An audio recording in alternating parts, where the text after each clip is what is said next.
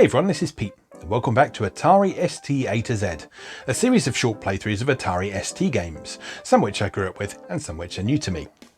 Today is one of the former. Today we're looking at Winter Games, which was a 1986 release for the ST from Epyx, and a port of the Commodore 64 version from the previous year. It was also the follow-up to Summer Games and Summer Games 2, which Epyx released on a variety of platforms, including Atari 8-bit. Winter Games was pretty well received at the time of its original release for its detailed visuals, its interesting series of events and its competitive multiplayer mode. And it sold well too, at least on the Commodore 64 incarnation. As of late 1987, Winter Games was Epyx's best-selling Commodore game.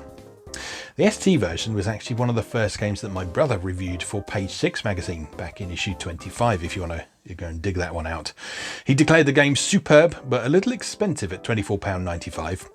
And when you consider that £24.95 in 1986 equates to about £62 in today's money, you can probably see where he was coming from. Now, I actually still have the very copy that my brother reviewed for Page 6 magazine right here. And it's in remarkably good condition as well, compared to some of the other stuff I've got on the ST here. And I really like this sort of style of box that Epyx did here, with this sort of neon look and the silhouettes and that kind of thing. And I always really liked this little thing that they did in the corner here, which they used a series of icons to represent how much action and strategy there was in a particular game. So if there was a thinker, then that meant that there was some strategy involved. And if there was a joystick, that meant there was some action. In this one, we've got one thinker and two joysticks, so that means a little bit of strategy and a lot of action. So let's have a look at the blurb since we've got it to hand. You've captured the gold in Summer Games TM and Summer Games 2 TM. Now it's on to the Winter Games.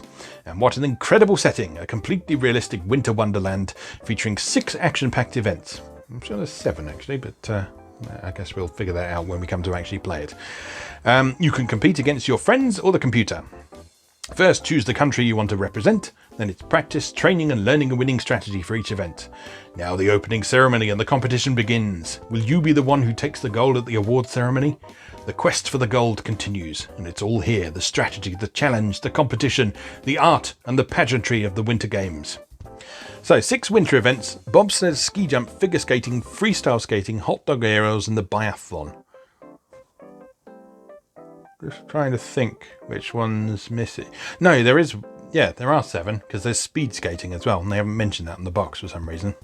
But unique joystick control requires timing and skill, and supports 1 to 8 players. Let's have a little look in the box. We've got a manual, which we'll have a peep at in just a sec. We have a registration card, partially filled out by my brother. Very out of date. He hasn't lived there for a very long time now. So let's have a look at the manual. So you'll notice that this is called Winter Games and it's not called Winter Olympics or anything like that. So presumably they didn't have the license to actually call it the Olympics. So the setup in the front of the manual here: you're an athlete at the 1988 Winter Games at Calgary, Alberta. So this actually came out before the Winter Olympics that it's based on.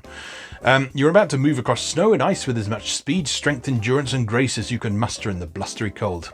This is the winter portion of the world's most foremost amateur sports competition, the Olympics, and you'll match your skills against the top athletes from 100 countries. Be proud. Today you stand among the elite few whose courage and stamina will be tested by these Winter Games TM.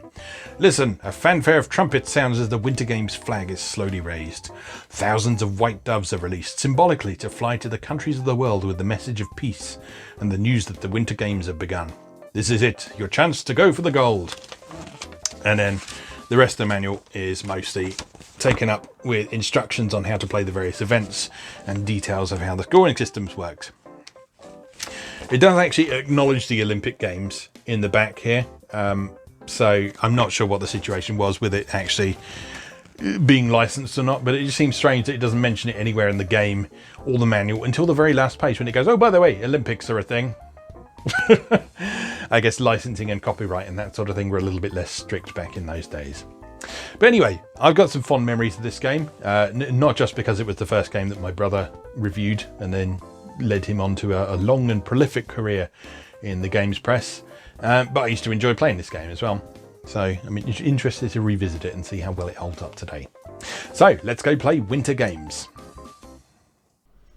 Okay, here we are with Winter Games by Epyx.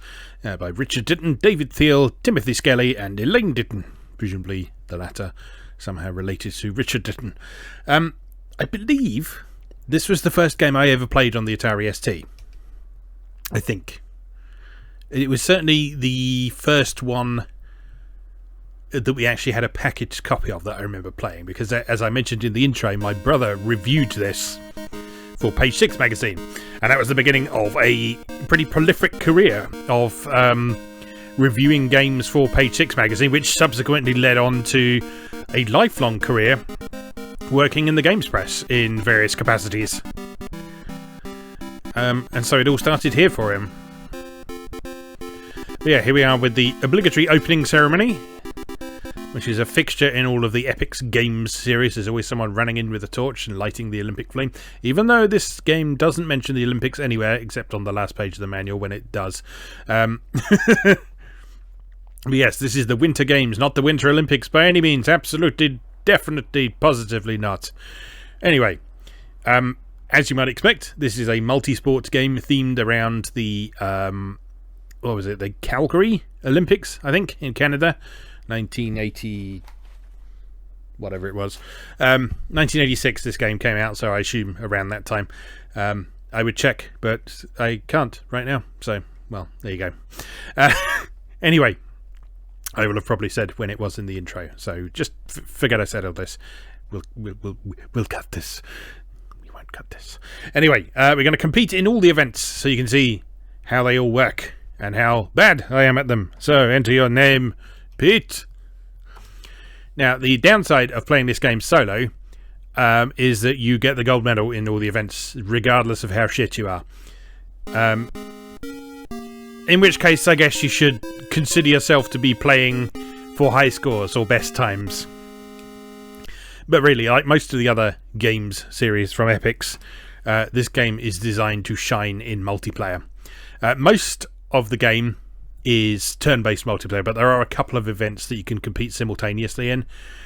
You will see which ones when we come to them. So, we begin with a loading break. Closely followed by the opening ceremony, again, in case you missed it the first time. But we can skip it, so we've already seen that, so never mind. And the first event is the hot dog, which is basically a fling yourself off a cliff and do at least one trick on the way down.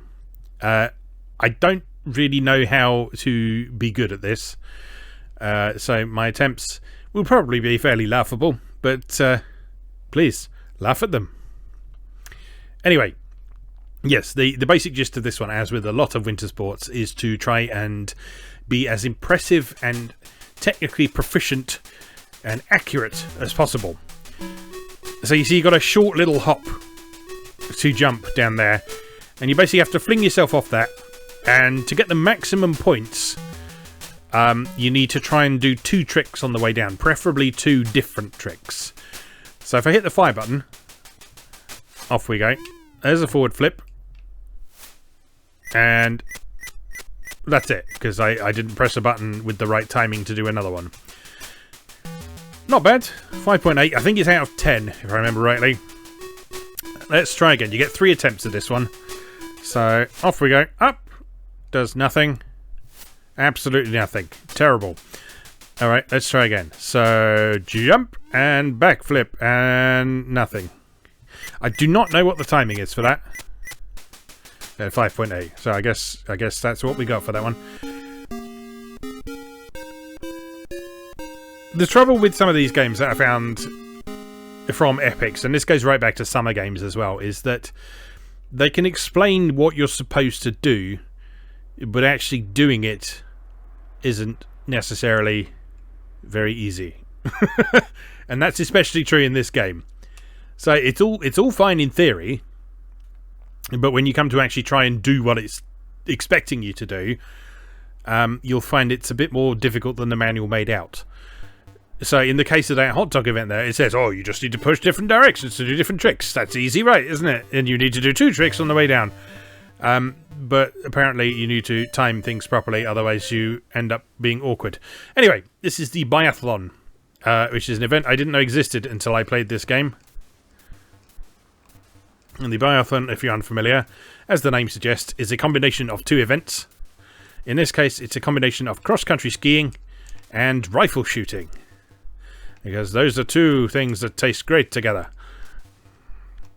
Basically, what you have to do in this event is you have to make your way across several screens of snow, whilst trying not to raise your heart rate too much. At the same time, trying to keep your speed up a bit.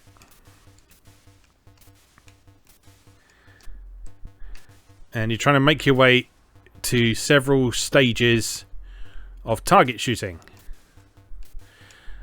And so this game is all about sort of rhythmic. This is technically a joystick waggler, as are most sort of sports games from the period of this type. But this isn't a waggle as fast as possible jobby. This is a more sort of rhythmic waggling.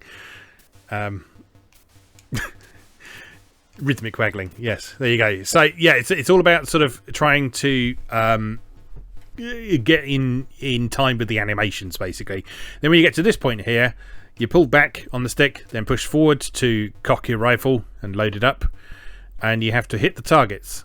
And the faster your pulse is going, the more that sight wobbles around. So you can take a minute to let your pulse go down, but that's obviously going to cost you some time. So if you are actually competing at this event against someone else, then you'll want to try and balance your pulse with being able to actually hit some targets.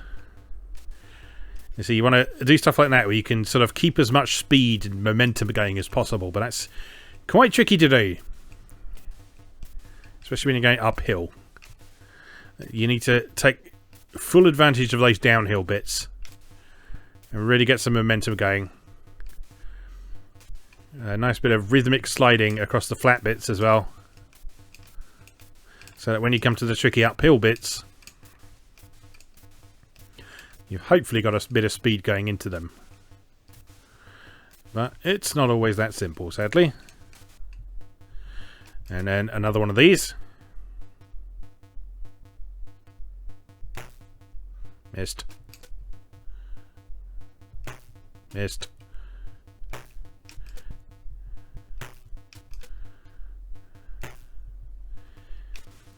I like this event because although it's very limited in terms of the graphical assets it uses, you'll see those backgrounds are just repeating themselves over and over again.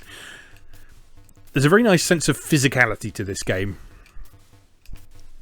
And that's something that we sort of tend to associate with a lot more recent games, is really nailing the feel of actually participating in something that involves physical exertion or some form of physically interacting with something. And this is a very early example of how Epyx made that work. Now, indeed, the very reason that the joystick waggling convention came about for sports games is because that was designed to be a form of physicality. It was supposed to be exhausting to play those games because it's exhausting to do these sports, but more often than not,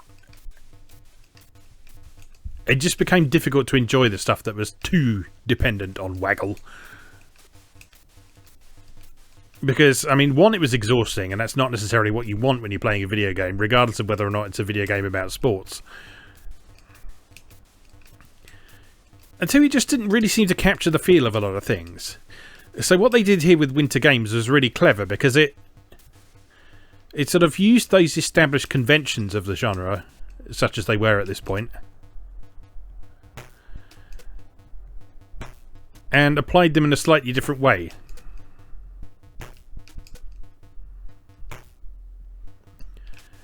Alright, last stage now, I think, because we're out of shots. So basically every miss gives us a 5-second time penalty.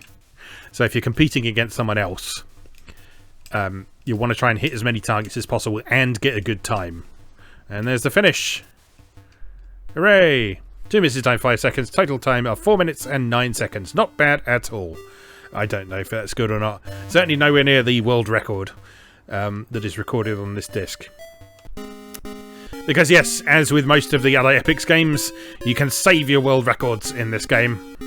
There are some saved on the discs to begin with, but if you manage to beat them yourself, you can save them and then compete against your best times and scores at a later date. Right, next event is speed skating, which is another take on Waggle, but a little bit different again. This is, again, more about being rhythmic than it is about speed and overexertion. So in this one, because we're competing by ourselves, we are up against a computer player. And if we were playing with a friend at this point, we would be able to actually compete live against them, actually race them.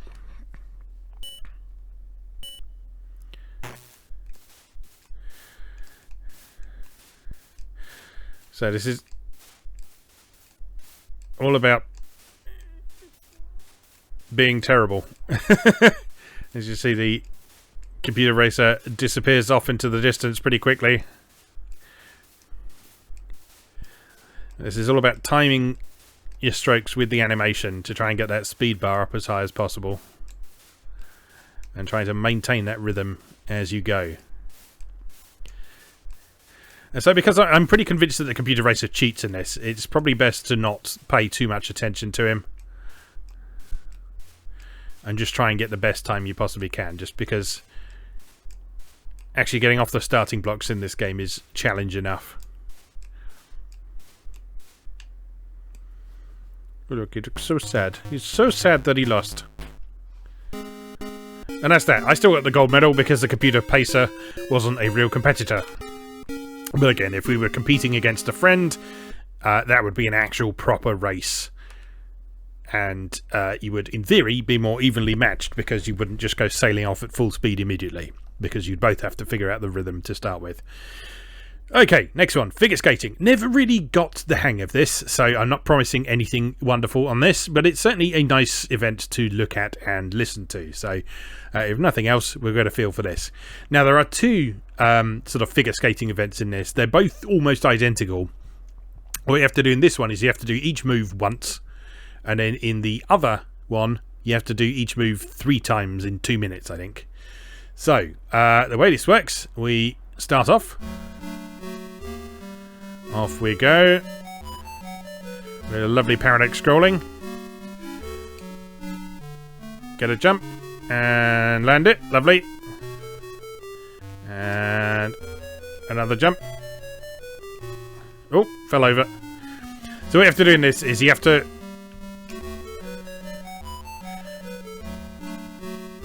time your landings by pressing the fire button, but also time your takeoff as well.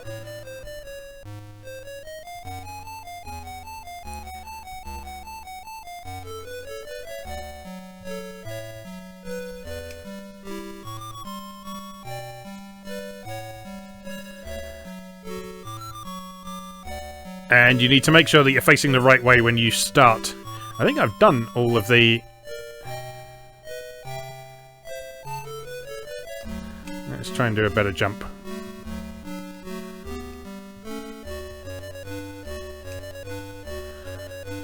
I think we're good.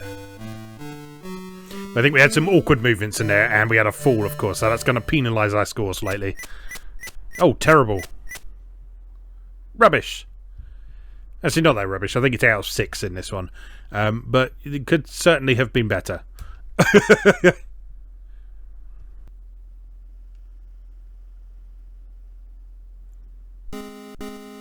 New world record.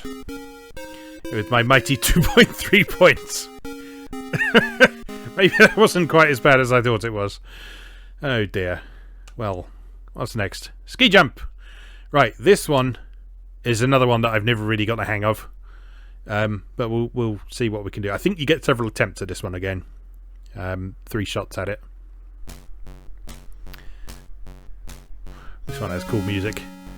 This was always one highlight of the Epyx games, all the different events having their own little mini soundtrack.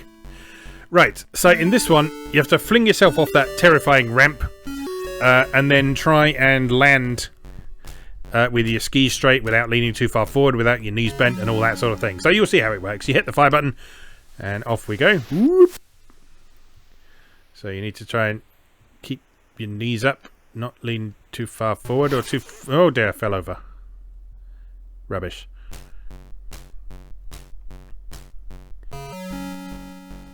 I got some points for that, though, apparently. Alright. Even though I fell over. No style points, though, because I fell over. But you get some points for distance. So, hop! Alright, don't uncross those skis. Uncross those skis, please. Oh, no, and fell over again. Think I went a little bit further, though. Yeah, higher score that time. Alright, let's try not to land flat on our face this time.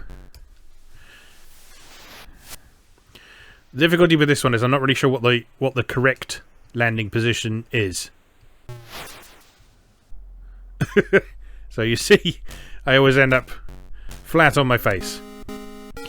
Anyway, I got the gold medal.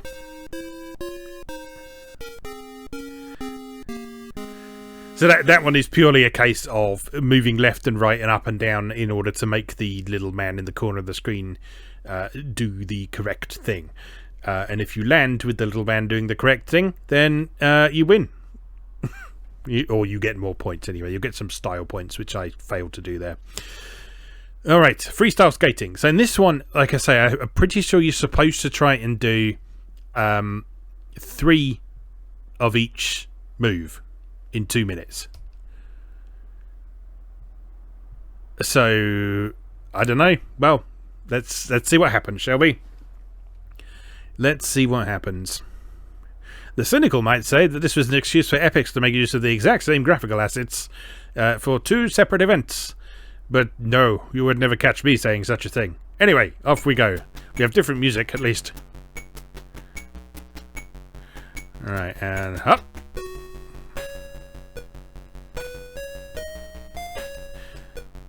And up. And up. And up. No, awkward. And up.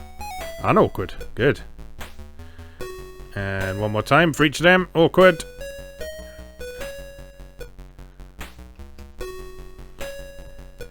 Much better with that triple one. Okay, let's go for the spins now. 1, 2, 3, 4, 5, 6. Oh no!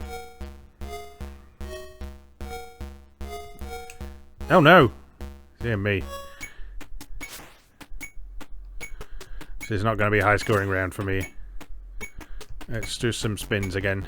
1, 2, 3, 4, 5, 6. The manual specifically says you should try and spin round 6 times. Otherwise you'll either fall over or be awkward. Back the right way, please. Oh no! Stop falling over! Up!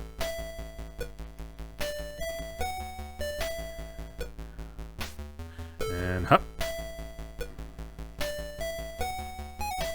Very nice. And back round, please. Thank you. Up!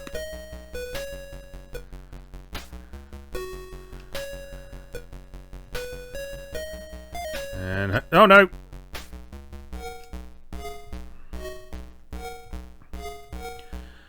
Alright, some more spins if you please. 1, 2, 3, 4, 5, 6, and into the sit spin. 2, 3, 4, 5, 6. Lovely stuff. One more. 1, 2, 3, 4, 5, 6. Down again. 1, 2, 3, 4, 5, 6. Get up! Get up! Hurry up! Frontwards, please. Thank you. Marvellous. I deserve something for that.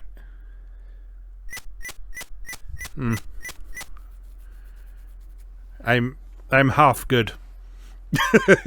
That's technically better than my figure skating performance, but well, there you go. Make your own mind up. Do I have another world record? Is the question. I do. I beat Matthias OK. We had 2.8.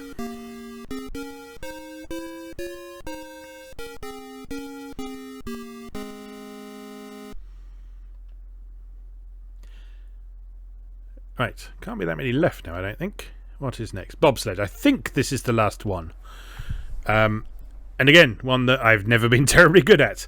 As this is one of those games that when I played it as a kid, I really liked the presentation of it, but I didn't really understand the execution. And I was a bit young to bother to read the manual. So I never really got my head around it. Alright. So, off we go. In the bobsled, which I always thought looked a little bit like a pig. So in this one, basically what you want to try and do is steer around the corners so you don't fall off.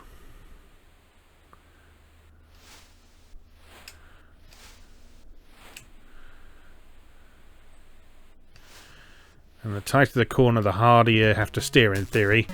I think you can speed up and slow down. So 21.81 for that one. If you look, it's kind of hard to see because it's 2 shades of red. But on the right, I think you can see like a speed meter. And you can pull back to slow down. I'm not entirely sure how you speed up, though.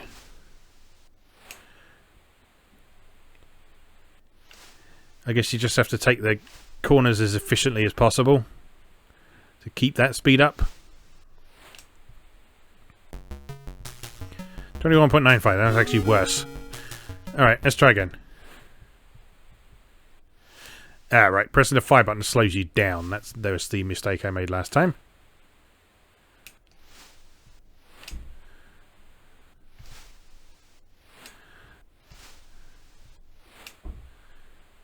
Yeah, this is a pretty straightforward event.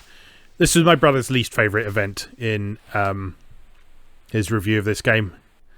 He said there was just something lacking about the gameplay of this one. And, I don't know. I kind of want to like that because bobsledding is a cool sport. But just like the mechanics of that one aren't very clear, and so it's kind of difficult to understand how to be better at that one, if you see what I mean. But, well, there we go. Final standings. I win with 7 gold medals and 35 points. I am clearly the Olympic champion. In my field of 1, I am the best. Then we get to go. God Save the Queen one more time in glorious Epyx Audiotronics.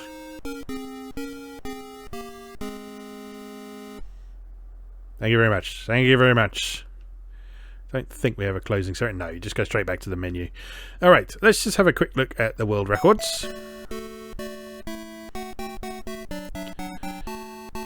So yeah, Matthias, Sergei and Stephanie obviously been having some good times with this particular disc before me. Actually, I wasn't far off Matthias's bobsled. You know what? I'm going to have one more go at the bobsled. Is this correct? Yes. So that's the nice thing. If you want to compete more than once, it remembers the names that you put in last time, so you don't have to type them in all over again, which is cool. But yes, we're going to try just the bobsled again, because that's another nice thing about this. You don't have to do the entire Olympics in one go if you don't want to. You can make up your own custom Winter Olympics by just picking some of the events, or you can just compete in one like we're doing here. You can also practice one event, which I'm not entirely sure of the difference between practicing and just competing in one event, but there you go.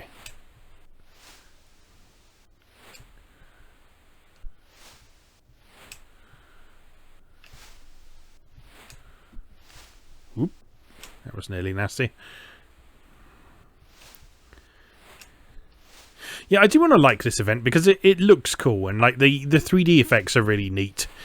This was a relatively early game on the ST, remember?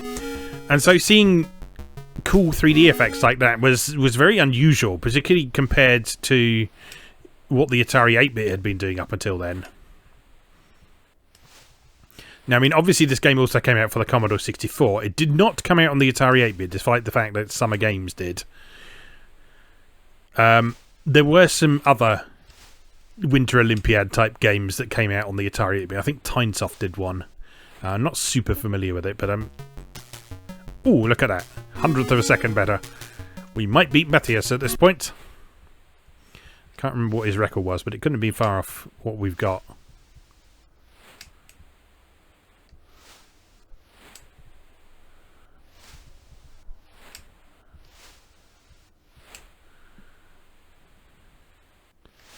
Yeah, I think once you get your head around the mechanics of this one, it's quite fun, but its longevity is a little bit limited by the fact that there's only one course for it.